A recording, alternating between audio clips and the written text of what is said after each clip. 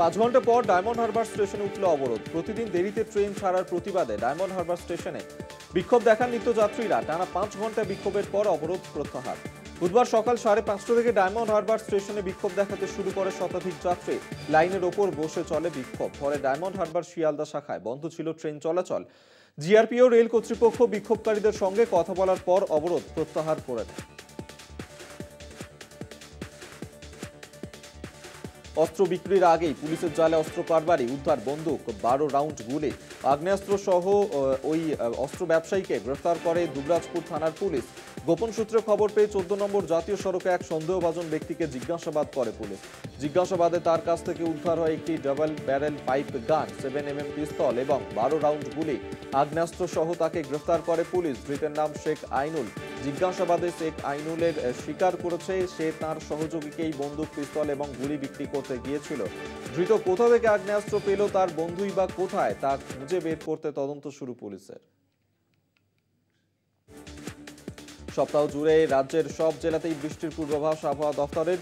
বৃহস্পতিবার গাঙ্গেয় পশ্চিমবঙ্গে নিম্নচাপ তৈরির সম্ভাবনা। আজ সকাল থেকেই দুর্যোগপূর্ণ আবহাওয়া দক্ষিণ 24 পরগনা জেলা জুড়ে। কলকাতা সহ দক্ষিণবঙ্গের সব জেলাতেই বৃষ্টির সম্ভাবনা। সকাল থেকেই মেঘাচ্ছন্ন আকাশ। দফায় দফায় চলছে হালকা থেকে মাঝারি বৃষ্টি। উপকূলীয় এলাকায় বইছে ঝোড়ো হাওয়া। বৃষ্টির সঙ্গে ঝোড়ো হাওয়া থাকায় উত্তাল রয়েছে নদী এবং সমুদ্র। মাছ শিকারে বেগ পেতে হচ্ছে মৎস্যজীবীদের। ইলিশের মরশুমে সুখবর। নামখানা মৎস্য বন্দরে ঢুকলো 10 টন ইলিশ। মরশুমের প্রথম ভালো পরিমাণ ইলিশ এলো। চলতি মরশুমের প্রথম থেকে ক্ষতির মুখ দেখছিলেন মৎস্যজীবীরা। তবে এই মুহূর্তে অনুকূল আবহাওয়া রয়েছে, তার জেরেই ভালো পরিমাণ ইলিশ মাছ জালে পড়তে শুরু করেছে। মৎস্যজীবী সংগঠনগুলির দাবি, এই মুহূর্তে যা পরিস্থিতি তাতে আগামী কয়েকদিনে প্রচুর পরিমাণে মাছ ওঠার সম্ভাবনা রয়েছে। 2 থেকে 3 দিনের মধ্যে বাকি ট্রলারগুলিও ফিরে আসার কথা। প্রচুর ইলিশ পড়লে বাজারে ইলিশের চাহিদা পূরণ করা যাবে বলেই আশা করছেন মৎস্যজীবীরা। প্রতিবাদীকে মারধর করার অভিযোগ। ক্যানিংয়ের তালাদি পঞ্চায়েতে অভিযোগ, মঙ্গলবার রাতে বাইকে করে যাওয়ার সময় সম্রাট সর্দারের রাস্তা আটকান কয়েকজন মদ্যপ। প্রতিবাদ করায় লোহার বালা দিয়ে ওই যুবককে মেরে তার মাথা ফাটিয়ে দেওয়া হয় বলে অভিযোগ। পরে পাথর দিয়েও যুবককে মারধর করা হয় বলে খবর। ক্যানিং হাসপাতালে চিকিৎসার জন্য নিয়ে যাওয়া হয় জখম সম্রাট সর্দারকে।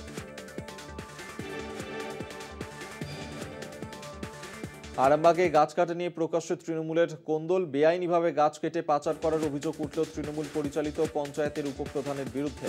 দলীয় নেতা ও খোদ প্রধানকেই কিছু না জানিয়ে উপপ্রধানের মদতে একাধিক গাছ কাটার অভিযোগ। দলেরই অঞ্চল সভাপতি ও একাধিক কর্মী গাছ কাটা বন্ধ করেন, যদিও উপপ্রধান সুজিত ঘোষ অভিযোগ অস্বীকার করেছেন।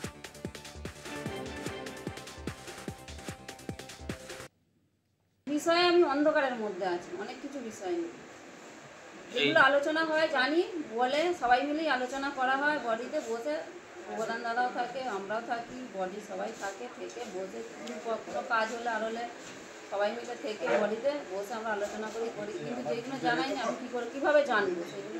তার জন্য আমাকে একটা জায়গায় হেনস্থা করার চেষ্টা চলছে। এই ব্যাপারে আমি কোনো এবং প্রমাণ সহ দেখিয়ে দেবো। দেবাশিস পালকে আপনি ফোন করুন, তিনি গাছটা পিডব্লিউ থেকে করে কাটিয়েছেন। রঘুনাথ সামন্ত আমার মেম্বার, তাকে জিজ্ঞেস করুন, তিনি করেছেন। বুক ঠুকে বলতে পারি এর সাথে আমার 1 টাকা জড়িত নয়। 1 টাকা জড়িত যদি হয়, মমতা ব্যানার্জি যদি শিক্ষা দেয় আমাকে জুতো মেরে লাভি দিক, আমি পদ হাসতে হাসতে ছেড়ে দিয়ে চলে যাবো। দেখুন, গাছ কেটে বিক্রি করা এটা হচ্ছে তৃণমূল কংগ্রেসের পুরানো কালচার। কারণ এখন 100 দিনের কাজের টাকা কেন্দ্র থেকে চুরির জন্য বন্ধ করে গেছে। প্রধানমন্ত্রী আবাস যোজনা চুরির জন্য বন্ধ হয়ে গেছে, যেখান থেকেই করে কমে খেত। তা একটা উপায় আছে, গাছ কেটে বিক্রি করো। সেই গাছ কেটে বিক্রি করছে, তার দলের যে মুখ খুলেছে সে হয়তো ভাগ পায়নি, তাই সে মুখটা খুলেছে। না, অনেক বিষয়ে আমি অন্ধকারের মধ্যে আছি, অনেক কিছু বিষয় নিয়ে যেগুলো আলোচনা হয় জানি। রাস্তা দখল করে অবৈধ নির্মাণ ভেঙে দিল প্রশাসন। আলিপুর দুয়ারের 3 নম্বর ওয়ার্ডের এই ঘটনা। বুলডোজার চালিয়ে এদিন বিল্ডিংয়ের একটা অংশ ভেঙে দিল পুরসভা। উপস্থিত ছিলেন মহকুমা শাসক বিপ্লব সরকার, কাউন্সিলর মৌসুমী বাগচি বিশ্বাস। বাড়ির মালিকের দাবি, আইনি কাগজপত্র থাকলেও জোর করে বাড়ি ভেঙে দিয়েছে প্রশাসন। যদিও মহকুমা শাসকের দাবি, আদালতের নির্দেশে ভাঙা হয়েছে ওই নির্মাণ। নোটিশ দেওয়ার পর ভাঙা পড়েছে নির্মাণটি। মহিলাকে শ্বাসরোধ করে খুনের অভিযোগ স্বামী সহ শ্বশুরবাড়ির বিরুদ্ধে। মুর্শিদাবাদের ইসলামপুরের বকুলপুরের ঘটনা। অভিযোগ, নিহত মহিলার কাছ থেকে তার স্বামী 20,000 টাকা চান, দিতে না পারলে শুরু হয় শারীরিক নির্যাতন। ঘটনার পর থেকে পলাতক শ্বশুরবাড়ির লোকজন শ্বাসরোধের পাশাপাশি অ্যাসিড খাওয়ানো হয়েছে বলেও অভিযোগ মৃতের পরিবারের। ঘটনায় ওই মহিলার স্বামী সহ শ্বশুরবাড়ির লোকজনের বিরুদ্ধে লিখিত অভিযোগ দায়ের হয়েছে। মুর্শিদাবাদে প্রকাশ্য তৃণমূলের গোষ্ঠী কোন্দল। শামশেরগঞ্জ পঞ্চায়েত সমিতির স্বাস্থ্য কর্মাধ্যক্ষের মাথায় আগ্নেয়াস্ত্র ঠেকিয়ে মারধরের অভিযোগ। কাঠগোড়ায় তৃণমূলের আর এক পঞ্চায়েতের গোষ্ঠীও পঞ্চায়েত সমিতির জনস্বাস্থ্য ও পরিবেশ কর্মাধ্যক্ষ আতাউর রহমানকে মারধরের অভিযোগ উঠেছে।